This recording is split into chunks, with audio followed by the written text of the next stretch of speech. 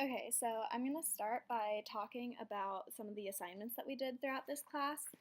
So, to start off with, our first assignment, the philosophy of teaching statement, I was really shook by not having any instructions for that because that was very unusual to me, and I felt like I was doing everything wrong. And all I remember was that you told us that you should write about why you want to teach, what made you want to be a teacher, and like who you want to be as a teacher, or something like that. And I was like, okay, 3 paragraphs, I'm just going to talk about those things. And so I wrote my 3 paragraphs, and then I went to class, and I remember feeling so embarrassed because everyone else had like one statement, and I was like, oh crap, I did it wrong. Like, this is so embarrassing. Like, I'm the one that put too much effort into it. Like, goody goody. And I just felt so embarrassed. But it actually ended up being helpful as I went to write my second philosophy of teaching that we handed in this past week, because while my first one may have been vague or cliche, I realized that it did say exactly what I wanted to get across in my philosophy statement. I just needed to add examples and just make it more refined and cleaned up. But I'm glad that I had that first one to turn into my outline for the second. So I'm glad I didn't just write a statement, but I was very scared by not having any instructions because that's not something I'm used to. And then same thing goes for the first individual teaching without any instructions. My past experience kind of told me that to be a good teacher, you had to show your students how much you knew about the topic. And the way that you do that is through a PowerPoint and lecture. And so that's what I did. And my accountability buddy, Sarah, just looked dead the whole time. And then you pulled us all together and told us that if we lectured, we crashed and burned. And I was like, yep, that's exactly what it felt like. Thank you. But it helped me build a lot for my second individual teaching. I was really proud of how many activities I had that weren't like for activity's sake. I felt like they were getting across exactly what I wanted them to and being really good simulations and experiences. My issue with that one was time management. It was the first time teaching with activities for me, and I did not estimate time well, and we didn't have time to debrief over why we did the activities, which almost makes them pointless. So I was really frustrated with myself for that one, but overall proud of like the lesson plan I created. And then for our final individual teaching, I had a great idea of what problem I wanted to use, what simulation, how we were going to compare and discuss between things. I knew exactly what I wanted to focus on in my teaching, but I was sitting at my friend's family Thanksgiving, and everyone in her family is a teacher. Basically. And so I was sitting there and I was writing my lesson plan, and I was really proud of like what I was teaching on and how I was going to do it. But I looked at it and I was like, oh my gosh, they are sitting down the entire time. And so I asked my friend's family what I could do, and her dad looks at me and is like, play to your strengths. Like, write a short play just like you do for kids every single summer, and have them experience what you're trying to experience through a role play script situation. And I loved how it turned out during my teaching, and it was really inspiring and helpful to me to know that these things that I feel really confident about, like I love writing the shows for kids every summer, and I'm glad that I get to use those strengths in the classroom, and I saw how they could actually be effective, and I don't have to just throw away the stuff that I've learned from running theater camps. So that was really exciting to me personally. And as you can tell from even just this audio recording, my only other issue with my individual teachings is that I talk super, super fast all the time, and I really need to work on slowing down, and that's something I look forward to working on throughout Block A and maybe even at camps this summer, just making sure that I'm not speeding through everything like I'm doing right now. The teacher interview assignment was interesting to me. I had a third grade teacher, a former sixth grade teacher, current high school counselor, and then my current English professor, Ann Phillips. And it was really interesting to see their different opinions about behavior management from different grade levels, why they wanted to teach. But the main thing that I got out of doing that assignment is that the third grade teacher mentioned to me that the second that you become stagnant, in this profession and you stop doing the professional growth and the growth mindset stuff to get out of the profession, because you are the only third grade teacher that your students are ever going to have. And I hadn't thought about it that way. That, like, I knew that teaching was going to be super important, but I didn't quite think about the fact that, like, I'm the only teacher that those students are going to have during that grade level. And so I need to be doing the best that I can for them because they deserve to learn the most that they can at each grade level. And for a full year, that's my responsibility for them in their lives. And that was a really interesting thing to learn and to talk about with the teachers. And then finally, the service learning was super satisfying the first night. I decided to go to the Douglas Center to tutor, and I had the sweetest boy, and he stayed on task, and we did like little like brain break drawing activities when I felt like it was just getting too long for him. And I was feeling real good about myself as a teacher. And then I realized throughout the next couple nights that I just was like getting bored and I didn't want to be there, and the kids were being frustrating and I didn't know how to get them to listen to me. But it was a really beneficial experience because to I learned that I need to work on like behavior management and how to like be a friend and an authority figure. But it was a really good example of building relationships and just getting to talk to and hang out with these kids for about 4 nights was how long I did it. And it wasn't as satisfying as I wanted the experience to be, but it was positive overall for me. I got to learn a lot of different things about myself. Finally, we did have one other assignment in this class, and that was our facilitation. And I remember day one of getting our groups, I was so happy because I knew that Sydney was such a hard worker, and I knew that Sarah was already my accountability buddy, and she seemed like a nice, bubbly, positive person. I had talked to Krista on the first day of class. She was the first person that I paired up with, and I'm going to go on a tangent about this real quick. I was inspired by her because she had just switched into the major, and this was one of her first education classes, and she just had so much hope and was so interested and intrigued and inspired by these things about becoming a teacher, and she loved to talk about it, and that was just such a beautiful thing for me to witness. And so I was happy to have her in my group. And then Brooke and I were best friends all of last year, and so I was just so pumped to get started on this facilitation. And so that was my immediate opinion of it. And then we started working on it. And you told us how many cards we had to write, and the game boards and the name tags and everything, and the lesson plan, and it started getting super overwhelming. And we're all college students, and so scheduling was a pain, and people were late. And a lot of times I remember being with Sarah and Krista and just feeling like we were doing all the work, even though other people were writing their fair share of cards. We just, for some reason, just felt like it was all piling on us, and I'm sure everyone felt that at some point because we just made it stressful on ourselves because it was a big deal and we wanted to succeed so bad, and we wanted our classmates to have such a fun time. But it did get frustrating, and friendships were tested throughout the course of the facilitation. But friendships blossomed during the facilitation too.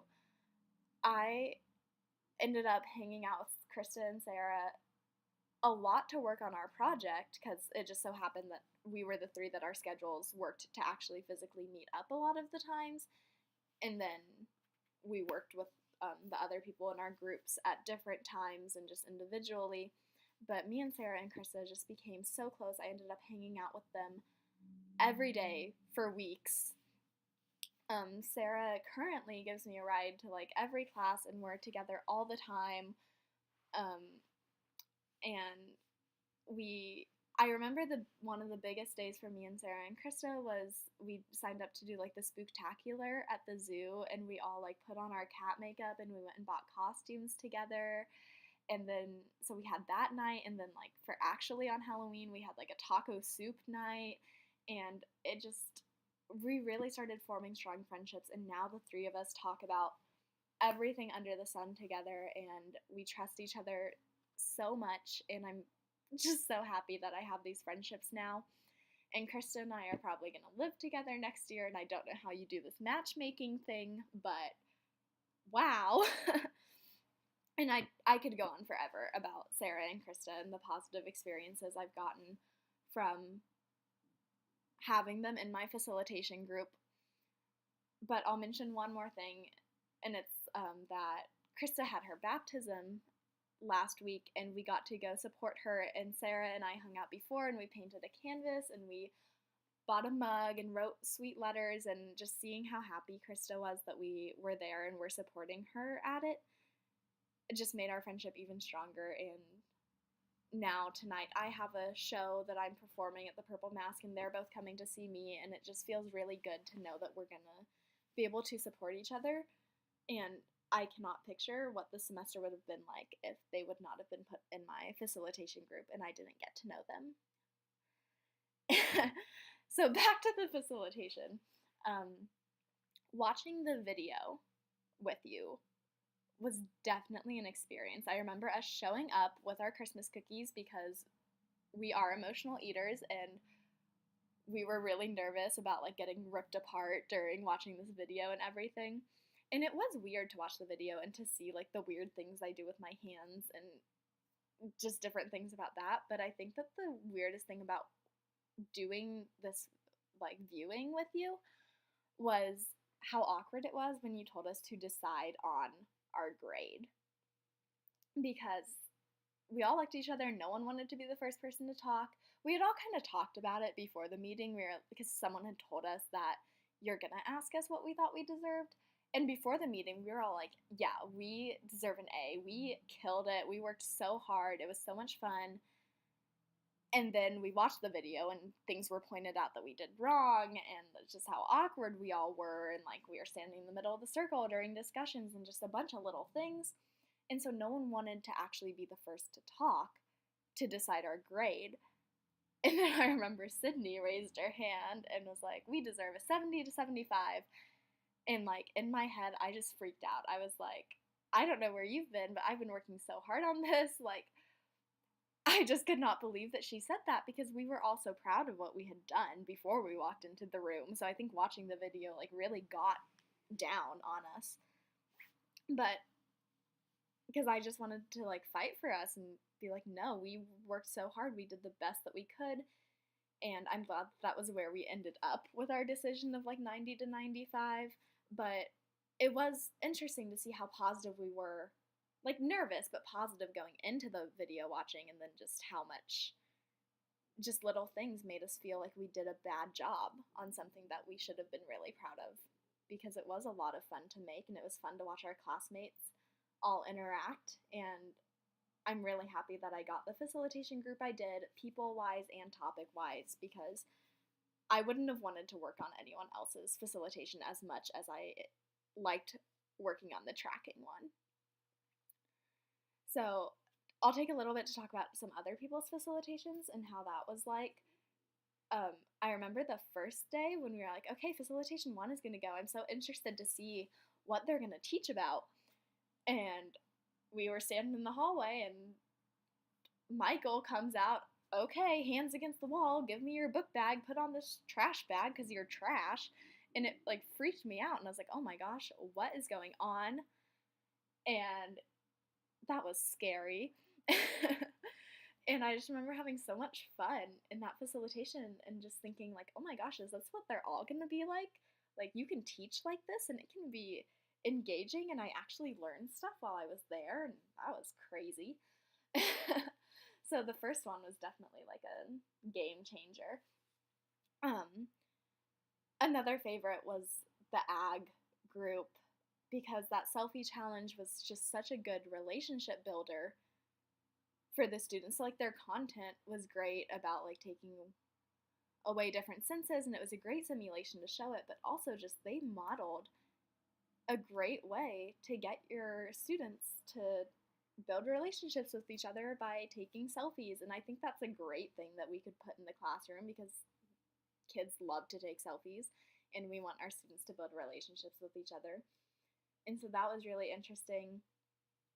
Some of the other days that were interesting for me was when I had the high school students with me, because I was really nervous about, like, what if we get to class and it's like facilitation one and we start getting yelled at and like the student decides never to come to K-State. And like as an ambassador, I felt pressure that way because I didn't want them to get scared off because of the coolest class ever. But so those were interesting to me to see what like other students that like all they've sat through is high school classes, to see like them experience a more engaging way of learning. And I'm glad that I brought them because it did make them more excited to want to come here, because learning doesn't have to be rose and desks, and that's a great thing that I learned this semester, and I'm glad that I learned it. So finally, I'm going to talk about our learning community and how I feel about our learning community as a whole and how it transformed and changed. So, to take our activity from class yesterday, I used to think that college classes, like, the people that were in your college classes did not matter. Like, you were there to get your individual A and to put that check on your transcript that you completed a class. But now I realize how important college classes can be, and how any class can be super important with the relationships that you build, and that it can be so much more than content and a class. And now, after having our learning community, I'm actually really sad that I've made so many friends that are secondary majors, because after block A, like, we kind of get separated, and I know that there's going to be lots of opportunities for us to like talk to each other and do stuff together, but like I wish that we could be mixed together like in foundations every semester, because I learned so much from the secondary people and from like the music ed people that I hope that I get to keep having interactions with them and learning from them. So let's start it off. Day one, talking to Krista, and I was like, okay, yeah, like I'm here to make friends. Like this is a person I want to be friends with. But even then, that was it. I was like, okay, cool. Like I might connect with some people in this room throughout the semester and might leave with some new friends, and that was really important to me because my freshman year I didn't end up making a lot of friends. But it still kind of ended there until, of course, Onion Day. And Onion Day happened, and it was a lot of emotions, and I remember sitting there thinking, like, of all the things I could lie about, or, like, small things that had happened to me that I could bring up, and, like, maybe this will sound dramatic enough. But then I remembered what you had told us about the student that didn't buy into the learning community and how much they regretted it, and I was like, okay, I have to do this. I'm going to talk about something that's really important to me. And I made so many friends because I opened up that day. I remember finishing talking, and Madison, who I had like maybe said one joke to earlier in the year, but I remember her just looking at me and telling me like that I was beautiful and that she loved me and that she was here for me. And that was crazy to me because we had never even talked before. But since that day, Madison is like one of my biggest points about this learning community, because since that day we learned that we live directly across from each other. Like she's on the 3rd floor of her apartment, I'm on the 3rd of mine, and so we can look out our window and see right into each other's apartments. And we started sending each other Snapchats of each other walking home and just joking around with each other in that way. And she'll send me a video of my windows and she'll be like, your blinds are closed, what's going on, are you okay? Or like, saw that you're like sitting down with your laptop, good job being productive. And like it sounds creepy, but like that's so cool that I made a friend that we can make those jokes with that I would not have had except for Onion Day. And so back on that, after Onion Day, I walked home with Krista because, if you remember, my statement was that I'm scared all the time and I don't like to walk home because of what had happened to me. And it was broad daylight, but just because we had just been talking about it and it was on the front of my mind, I was so nervous to walk out of class that day. If you remember me standing there for a long time after class, not leaving, I was just kind of wishing that someone would walk home with me. And so that was the first time that Krista and I really hung out outside of class.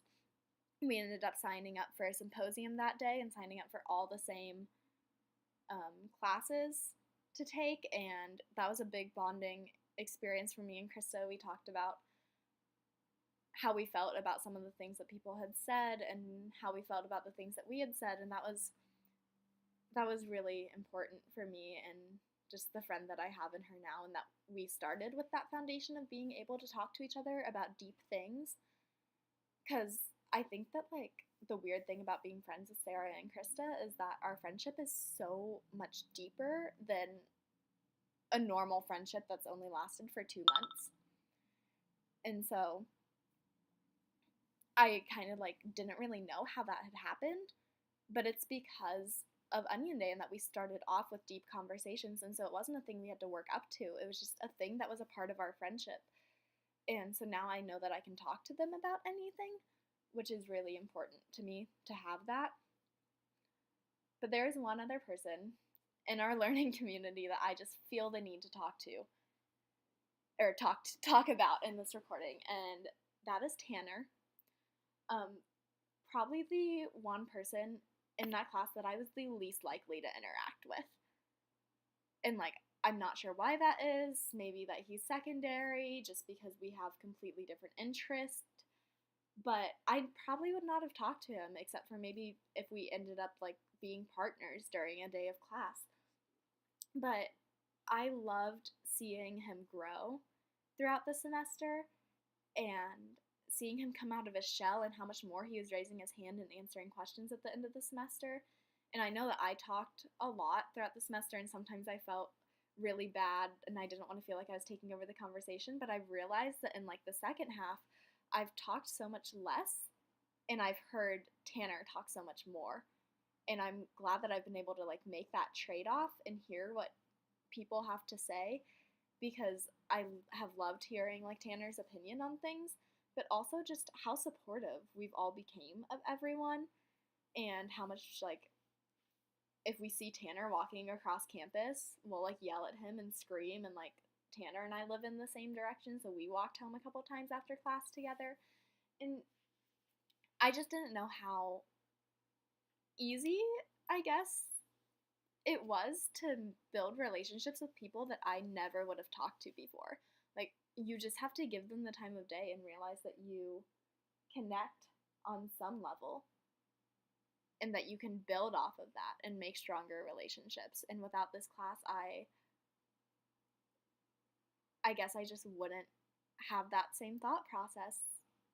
And I think it's really cool. Like, I've had people talk about taking foundations next year or next semester, signing up with someone different, and I was like, no, if you don't take, like, this foundations class, you are not gonna get your, like, money's worth. Like, it's not a learning experience. Like, I'm sure it is, but this class has just been so special to me that I would stand up for it at any time.